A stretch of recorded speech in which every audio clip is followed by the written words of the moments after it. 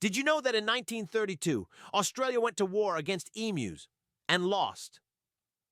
Yep, they sent armed soldiers with machine guns to battle a bunch of giant birds.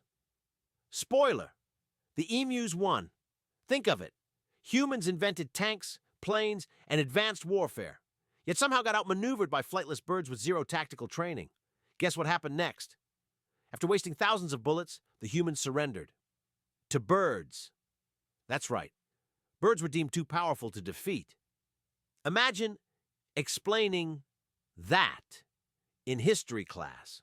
Moral of the story? Humans talk a big game about being the dominant species, until a bunch of overgrown chickens show up and say, "Try me." Maybe they should start small, like winning a staring contest with a goose.